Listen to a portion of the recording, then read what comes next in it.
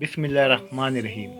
السلام علیکم دوستو، آپ کے سامنے ایک ڈاکٹر اسرار احمد صاحب کہ میں بیانات سنانے والا ہوں، جو بہت ہی اچھے مدعے پہ انہوں نے بیان کیا ہے۔ شرک، لوگوں کو پتہ ہی نہیں چلتا شرک کسے کہتے ہیں۔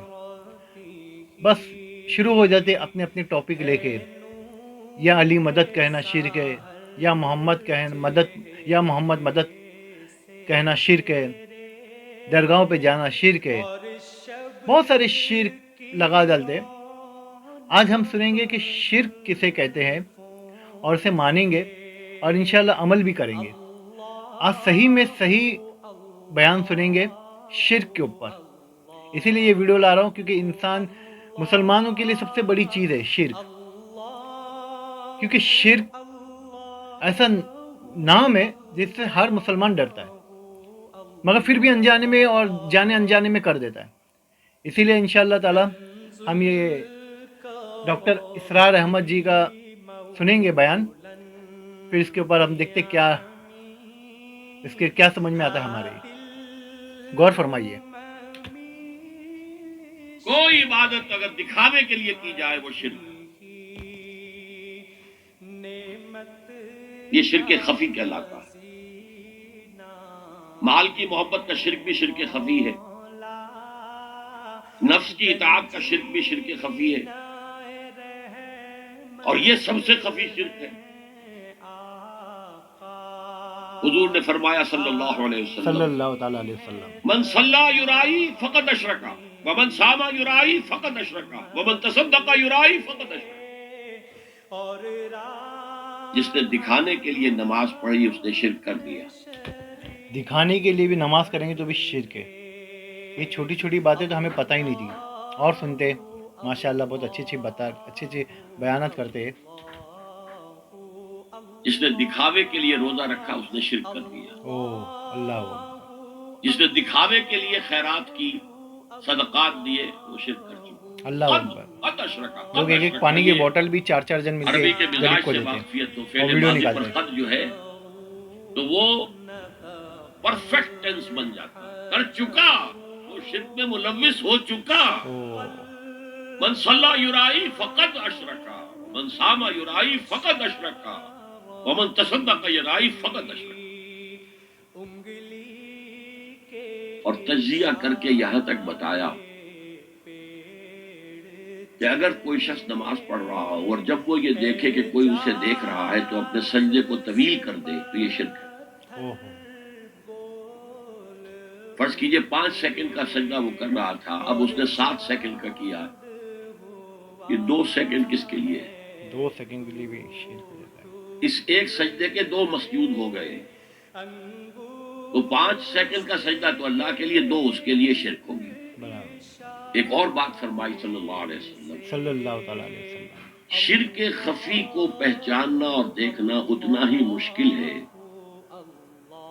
جتنا کہ کسی سیاہ شب میں، تاریک رات میں، کسی سیاہ پتھر پر چلنے والی سیاہ چیونٹی کو دیکھنا مشکل ہے۔ بہت صحیح بات بولے، بہت صحیح بات۔ تشبیہ کا بلاغت اور فساد کی انتہا ہے، جیسے میں نے عرض کیا تھا کہ ایک جوڑے کی 2 جوتیوں کے مابین جو مشابہت ہے، امت مسلمہ اور سابقہ امت بنی اسرائیل کی، ان کے اوپر جو حالات وارد ہوئے ان میں وہی مشابہت ہے۔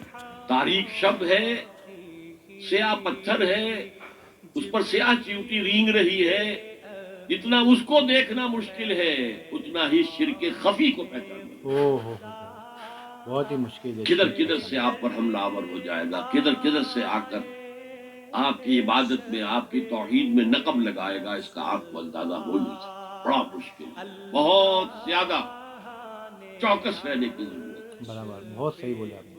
اور اس کا علاج بتایا گیا ہے خاص طور پر عبادات کے ضمن میں، کہ کچھ نہ کچھ عبادت نفل بھی کی جائے، اور نفل عبادت اس طور سے کی جائے کہ کسی کو پتہ نہ چلے۔ اب ہمارا حال یہ ہو گیا ہے کہ ساری، اگر کوئی عشاء کی 17 رکعتیں پڑھتا ہے، سب کی سب مسجد میں پڑھتا ہے، حالانکہ صحابہ کے دور میں مسجد تھی فرائض کی ادائیگی، باقی جا کر نماز گھر میں پڑھو گے وہ افضل ہے، اور نوافل تو خاص طور پر اگر کسی کو تہجد کی توفیق ہو گئی ہے تو کسی نہ کسی طرح ڈھنڈورا پیٹے گا، جی کیا کریں بس رات کو جاگنا ہوتا ہے، طبیعت جو ہے بڑی بھاری رہتی ہے، ہو گیا اپنا ڈھنڈورا پیٹ دی، بے شک لوگ تو اس سے تو کہتے ہی مرض اور کہتے تو ہی ہیں۔ حادثہ ہو جائے گا، ریاکاری اور بڑھ جائے گی۔ اسی طریقے سے صدقات نافلہ فرمایا ایسے دو کہ داہنا ہاتھ جو کچھ دے بائیں ہاتھ کو پتہ نہ چلے۔ غور کریے، داہنا ہاتھ سے دو تو بایاں ہاتھ کو پتہ نہیں چلے، مگر آج لوگ ایک پانی کی بوتل اور ایک بسکٹ کا پیکٹ بھی دیتے ہیں نا کسی غریب کو، تو چار چار جن ایسا ہاتھ لگا کے دیتے ہیں اور اس سے فوٹو نکالتے ہیں، تو وہ لوگوں کے لیے غور کرنے کی ضرورت ہے بیان پہ۔ کسی کو پتہ نہیں، اس سے وہ ریاکاری کی جڑیں کٹتی ہیں، ریاکاری کی جڑیں جو ہے دل کے اندر سے کٹتی ہیں۔ یہ علاج ہے ریاکاری کا، لیکن ریاکاری شرک۔ اب میں آخری بات پر آ رہا ہوں۔ آپ نے سوچا ہوگا کہ اس تجزیے کے تحت تو ہر گناہ جو ہے ادنا سے ادنا گناہ بھی شرک ہے۔ برابر۔ فجر کی نماز کے وقت اگر اٹھ کے نہیں گئے اور چادر یا کمبل کو سیدھا کر کے لیٹ گئے تو یہ شرک ہے۔ پھر کون سے گناہ ہے جو اللہ معاف کرے گا؟ اللہ اکبر، اللہ اکبر۔ یہ جو میں نے آیت آپ کو 2 دفعہ جو آئی ہے سورہ نساء میں سنائی، ان اللہ لا یغفر ان یشرک بہ ویغفر ما دون ذلک لمن یشاء، اللہ تعالیٰ اس کو تو ہرگز نہیں بخشے گا کہ اس کے ساتھ شرک کیا جائے، البتہ اس سے کم تر جس کو چاہے گا بخش دے گا۔ سبحان تو اللہ۔ جان لیجئے یہ جو باریک تجزیہ میں نے کر کے بتایا ہے یہ اپنی جگہ 100% درست ہے، لیکن ان میں جو یہ چیزیں ہیں، کوئی کوتاہی ہو گئی، کوئی گناہ ہو گیا، کوئی شریعت کی مخالفت ہو گئی، نفس کے کسی اس وقت کے دباؤ میں آ کر یہ گناہ شمار ہوں گے، اگر یہ آپ کی طبیعت ثانیہ نہ بن جائے، اگر یہ آپ کی سیکنڈ نیچر بن گئے تو ایک گناہ بھی ساری تباہی لانے کے لیے کافی ہے۔ اگر آپ نے ڈیرے ڈال دیے، اللہ اکبر، اللہ اکبر۔ غلطی ہو گئی، معافی مانگو، توبہ کرو، استغفار کرو، اللہ صاف کر دے گا۔ انشاءاللہ، آمین ثم آمین۔ نہیں کرو گے تو پھر ایک گناہ پر بھی دوام اگر ہو گیا اور اس گناہ نے ایک نے بھی تمہارا احاطہ کر لیا تو وہ جہنم میں خلود کی وعید قرآن میں آئی ہے۔ بلا من کسب سیئۃ واحاطت بہ خطیئتہ فاولئک اصحاب النار هم فیہا خالدون۔ کیوں نہیں جس نے کوئی ایک بھی بڑا گناہ، چھوٹا نہیں، یہ چھوٹے چھوٹے گناہ جو ہوتے رہتے ہیں، گناہ کبیرہ لمم جن کو کہا گیا ہے، تو اس کی اللہ تعالیٰ کے ہاں پکڑ نہیں ہے، بلکہ وضو کرتے ہیں تو ہاتھوں کے اس طرح کے گناہ وہ دھل جاتے ہیں، آنکھوں کے گناہ دھل ماشاءاللہ، جاتے ہیں۔ ماشاءاللہ۔ گناہ کبیرہ اگر ایک بھی کریا اور مستقل کیا اور اس پر ڈیرے ڈال دیے اور وہ آپ کا احاطہ کر لیا، آج کے دور میں سود کا نظام، سودی کاروبار، وہ تو آپ کا احاطہ کر گیا، آپ کے پورے وجود کا احاطہ کر گیا۔ بلا من کسب، اور کسبہ کہتے ہیں جان بوجھ کر کرنا۔ ایک ہے خطا سے ہو گیا، غلطی سے ہو گیا، وقتی طور پر کوئی تحریک ایسی ہو گئی، غلط ماحول میں بیٹھے ہوئے تھے، اس کے زیر اثر کوئی آپ سے بھی غلط حرکت سرزد ہو گئی، کبھی نفس کا جوش کچھ ایسا ہوا کہ آپ مغلوب ہو گئے، ٹھیک ہے، اسینشلی وہ شرک ہے۔ ابھی سود تو ایسا ہے کہ انسان کی چاروں طرف سے جکڑا ہوا ہے۔ لوگ فلائٹ لیتے ہیں، لون کے اوپر لیتے ہیں، گاڑی لیتے ہیں لون پہ لیتے ہیں، موبائل لیتے ہیں وہ بھی لون پہ لیتے ہیں، اور سب میں انٹرسٹ لگتا ہے۔ تو سود تو ہر انسان کے چاروں طرف سے لگا ہوا ہے۔ انشاءاللہ تعالیٰ اللہ تعالیٰ بچائے اس سے۔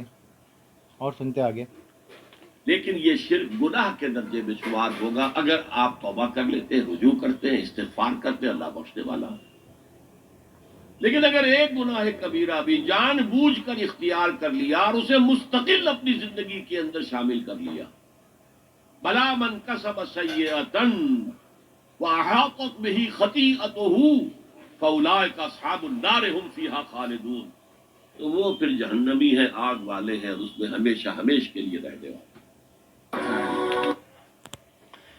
ابھی آپ نے سنے بیان ڈاکٹر اسرار احمد صاحب کا، بڑا پیارا बयान था वो शिर्क के ऊपर था पूरा डिपेंड। शिर्क सिर्फ वही नहीं होता है, लोग कहते हैं दरगाह पे जाना, किसी से मदद मांगना, शिर्क तो सर से लेके पाँव तक के इतने सारे चीज़ों में शिर्क है। सुबह हम सोते हैं, अजान होती है, वो भी शिर्क हो गया है। हमारा सजदा अगर 2 सेकंड ज़्यादा हो गया, कोई खड़ा है सामने, ऐसा लगता है कि कोई खड़ा है, थोड़ा और सजदा कर लो, वो भी शिर्क हो गया। तो शिर्क तो बहुत सारी चीज़ों में आ गया है। इसीलिए मैंने ये वीडियो में जब सुना तो मुझे बहुत अच्छा लगा, और मैं सोचा कि ये सबको पता चले, और ये वीडियो इसीलिए मैंने आपके लिए बना रहा हूँ।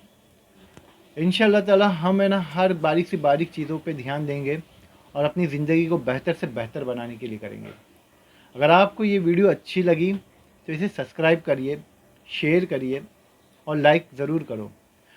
और आप इस बारे में भी मुझे कमेंट करके बता सकते हैं कि वीडियो में आप क्या समझे, ज़रूर बताइए।